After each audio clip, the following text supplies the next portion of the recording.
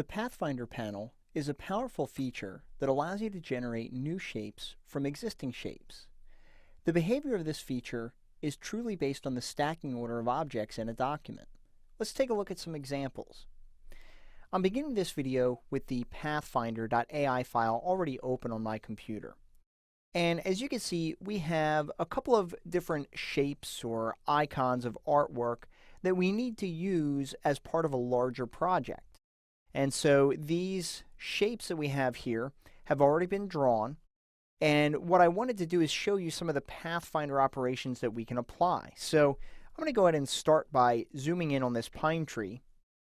And you can see if I click on these objects, these are currently grouped.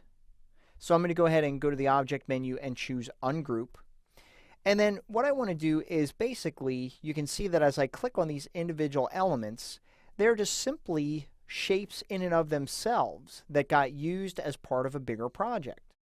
And there's nothing wrong with leaving these shapes as is, but we can really simplify our artwork if we were to combine them. And the way we do that is using the Pathfinder panel. So I'm going to go to the window menu, and I'm going to come down here and choose Pathfinder.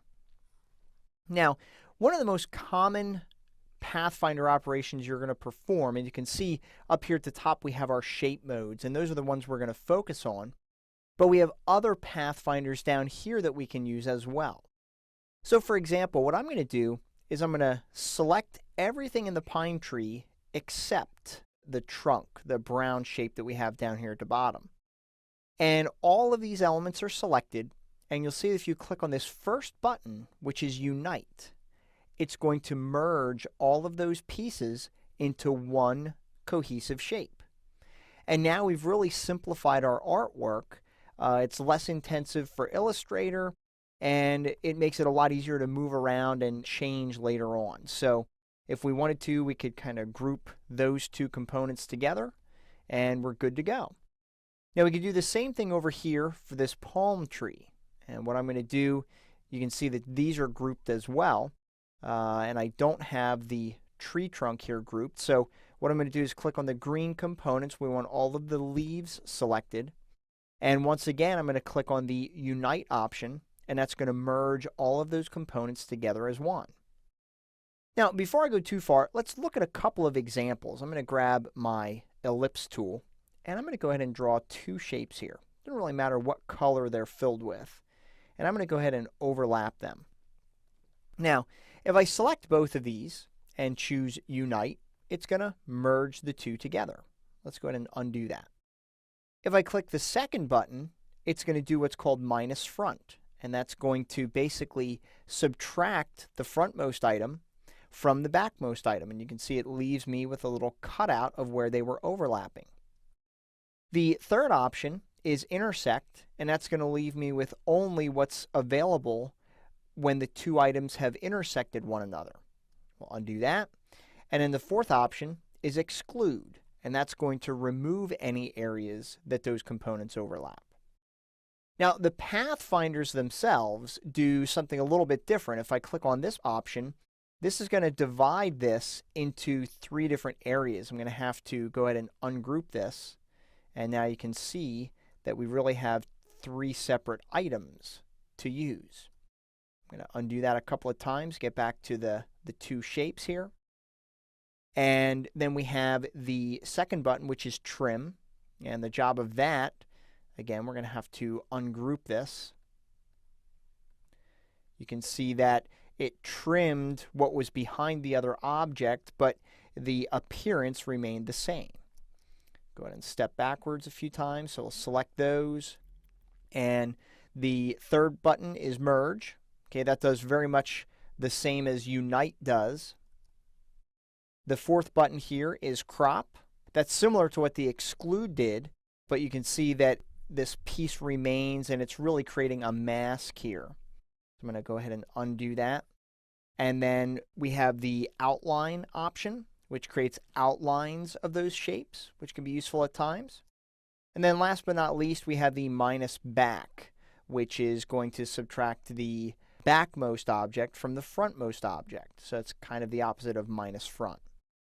Now, even when you do these shape modes up here, you'll notice when you hover over it, we have the option to option click on it, which will create a compound shape. You'll notice if I do that, we get the same overall result, but the shapes actually still exist.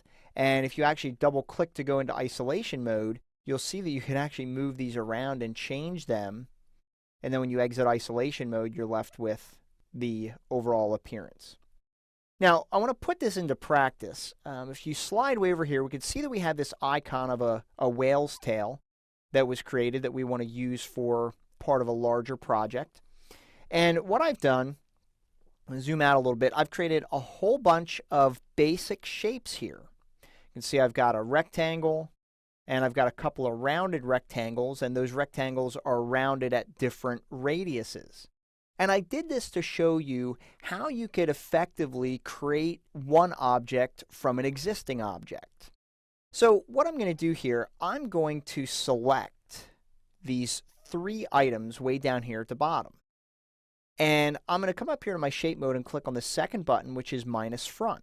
Now, that didn't do anything like I thought it would. Why is that? Well, it's because my stacking order was wrong. Let's go ahead and undo that. The properties that you do up here, with the exception of the unite option, but minus front, as you can see, is basically going to take the frontmost items and subtract it from the backmost items. Well, this rectangle that I have here is in front of those other items. So I'm going to go to the object menu, choose arrange, send to back, and now I'm going to select those same 3 objects and choose the second button, and now you can see that I subtracted those frontmost shapes from the backmost shape. Now, what I'm going to do now is I'm going to select this rounded shape as well as this bottom shape, and I'm going to merge them together. And you can see that we're already getting the appearance that you see down here. Now, for this one, we're going to select this topmost rectangle, and we're going to bring that to the front, because I'm then going to select both of these items and click on minus front to knock out this section. Now this looks a little bit more like a bull right now, but we're going to fix that. What I'm going to do, let's go ahead and zoom in on this. And what I'm going to do is I'm going to draw a rectangle that just goes across, and I'm going to go down. I don't want to go into the curve at all, but I'm just going to select both of those items and choose minus front to kind of clip the tops off of that. Now what I'm going to do is I'm going to grab my line tool, and I'm going to draw a line straight up and down. I just hold the shift key as I draw that. And I'm going to go to the stroke panel, and I'm going to increase the weight to 5 points. And we might as well change the color to our blue color while we're at it. And then what I'm going to do is in the stroke panel, change the cap to a round cap. And that's going to give me this nice rounded edge on that line. Now, the thing is, I can't actually use this line in the Pathfinder. I need to expand its appearance. So if I go to the object menu and choose expand, I'll just go ahead and click OK. It's going to convert this to a shape instead of a stroke. Now, what I'll do to make this a little easier to work with, I'm going to draw a rectangle over top of it, select both of them, and choose minus front. And that's going to give me the shape that I want to use over here. So I'm going to align this over here, try to get this as smooth as I can. I'm going to slide this down. And we may need to tweak this a little bit later on, but what I'll do now is I'm going to make a copy of that on the other side. And if I select all of those, I can then do a merge or a unite, and now I've got one contiguous object. And you can see if you look at this one, we've got some punch outs here. So I'm going to grab my line segment tool, and I'm going to draw 2 more.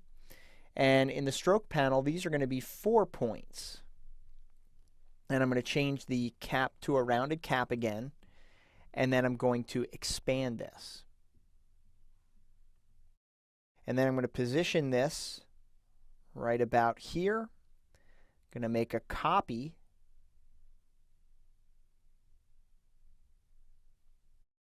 And if you wanted, we could go ahead and readjust these to make them align a little bit better. But what I'm going to do is I'm going to select both of those, and I'm going to choose minus front, and that's going to punch that section out of there.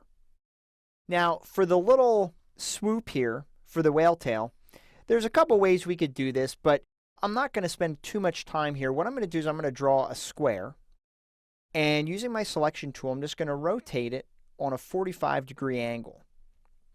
And what we could do to get this really close, I'm going to go to the Effect menu, and I'm going to choose Distort and Transform, Pucker and Bloat.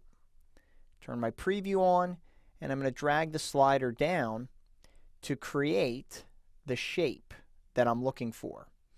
And then what I can do, looks like I might need to make the rectangle a little bit smaller, so I'm just going to hold down Shift as I make the rectangle a little smaller. And then again, we need to expand this appearance. So we'll just go to Object, Expand Appearance.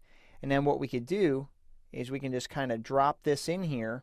And we may not get it perfect to what the original one was due to, time constraints. But if I select this and I do a minus front, you can see that it's a quick way to get the overall look and feel that you were going for.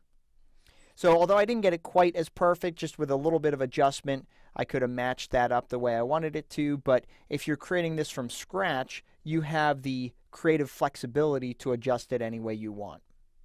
As you can see, with a little imagination, you could create artwork efficiently from shapes already available inside of Illustrator.